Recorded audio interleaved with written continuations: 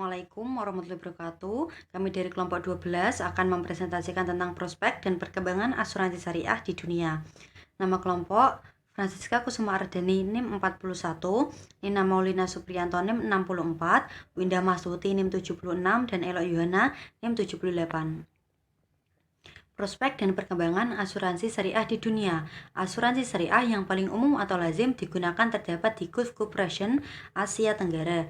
Namun, sektor ini telah berkembang cukup berbeda di wilayah ini, menurut sebuah laporan baru oleh Standard & Poor's.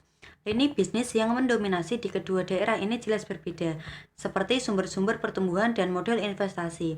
S&P mengantisipasi pesatnya laju pertumbuhan asuransi syariah yang sejauh ini terlihat akan menjadi lambat, mengingat tersendatnya laju pertumbuhan ekonomi global dan kematangan yang bersifat relatif dan beberapa pasar asuransi syariah yang lebih besar. Dalam pandangan S&P, profit kredit perusahaan asuransi syariah telah meningkat selama dekade terakhir. Kapitalisasi bisa terlambat di masa mendatang disebabkan oleh gejolak pasar investasi dan pertumbuhan ekonomi yang berkelanjutan. Dalam sebuah laporan yang diterbitkan jasa pemeringkat Standard & Poor's menyatakan pandangannya bahwa meningkatnya kebutuhan asuransi yang sesuai dengan hukum syariah berarti bahwa sektor asuransi syariah global menjadi ceruk pasar yang semakin signifikan dalam industri asuransi yang lebih luas. B. Perkembangan asuransi syariah di dunia. Seiring dengan berjalannya waktu dan istihad, para pengamat ekonomi Islam secara terus-menerus akhirnya mereka sampai kepada sebuah konsep yang dapat disepakati bersama serta menjadi acuan dunia. Konsep tersebut populer dengan nama asuransi mutual kerjasama atau ta'awuni.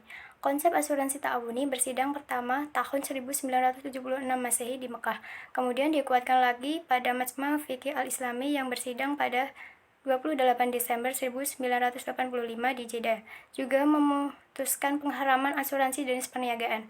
Majma' Fiqih juga secara Islam menggantikan jenis asuransi konvensional. Asuransi yang pertama kali didirikan adalah asuransi Tafakul di Sudan pada tahun 1979 yang dikelola oleh Dar al-Mal Al-Islami Group.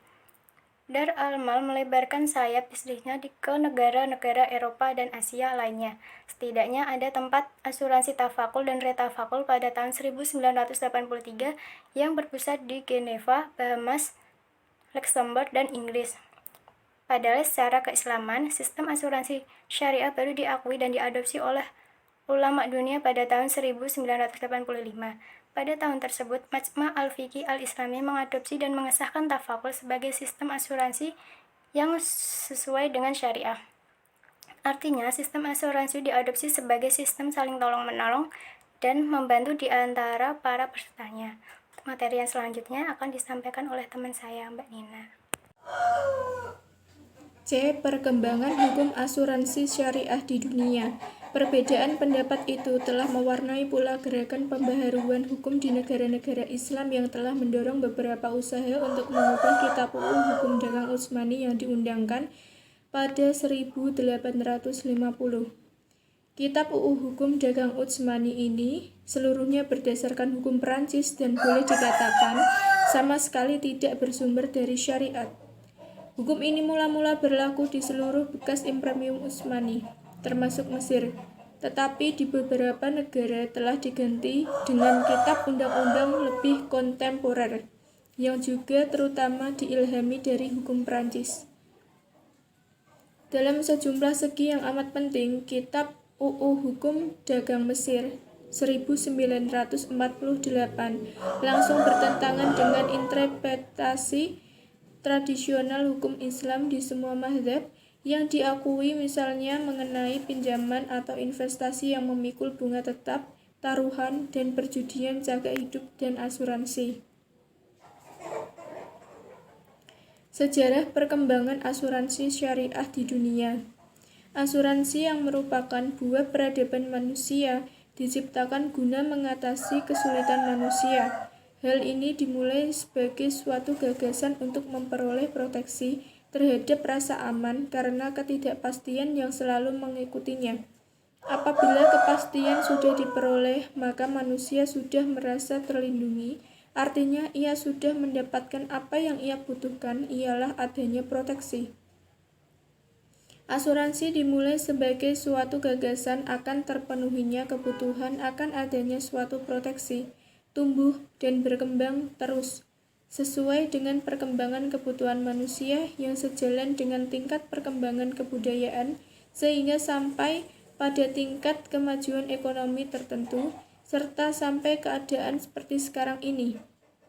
Menurut Wirjono Prodjodikoro, sejarah akhirnya perasuransian dapat dilihat dari beberapa periode zaman, antara lain: A. Sebelum Masehi, pada zaman kebesaran Yunani di bawah kekuasaan Alexander the Great, seorang pembantunya bernama Antimenes memerlukan sangat banyak uang guna membiayai pemerintahannya pada waktu itu. Untuk mendapatkan uang tersebut, Antimenes mengumumkan kepada para pemilik budak belian supaya mendaftarkan budak-budaknya dan membayar sejumlah uang tiap tahun kepada Antimenes. Sebagai imbalannya, Antimenes menjanjikan kepada mereka jika ada budak yang melarikan diri, maka dia akan memerintahkan supaya budak itu ditangkap atau jika dapat ditangkap, dibayar dengan sejumlah uang sebagai gantinya.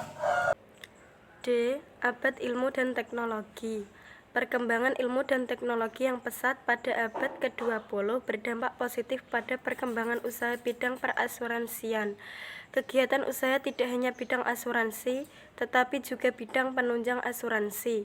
Pembangunan bidang prasarana transportasi sampai daerah pelosok mendorong perkembangan sarana transportasi darat, laut, dan udara serta meningkatkan mobilitas penumpang dari suatu daerah ke daerah bahkan ke negara lain. Ancaman bahaya lalu lintas juga semakin meningkat, sehingga kebutuhan perlindungan juga semakin meningkat, sehingga kebutuhan perlindungan terhadap barang muatan dan jiwa penumpang juga meningkat. Keadaan ini mendorong perkembangan perusahaan asuransi kerugian dan asuransi jiwa, serta asuransi sosial. Pembangunan di bidang ekonomi ditandai oleh munculnya perusahaan-perusahaan besar yang memerlukan banyak modal melalui kredit, bangunan kantor, tenaga kerja yang membutuhkan jaminan perlindungan dari ancaman bahaya kemacetan, kebakaran, dan kecelakaan kerja.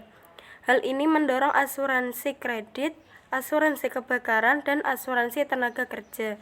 Perkembangan di bidang teknologi satelit komunikasi juga memerlukan perlindungan dari ancaman kegagalan peluncuran dan berfungsi satelit sehingga perlu diasuransikan.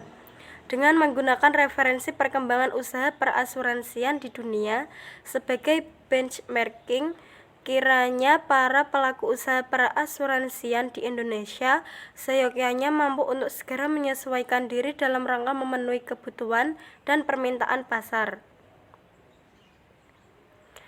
Sekian presentasi dari kelompok kami. Wassalamualaikum warahmatullahi wabarakatuh.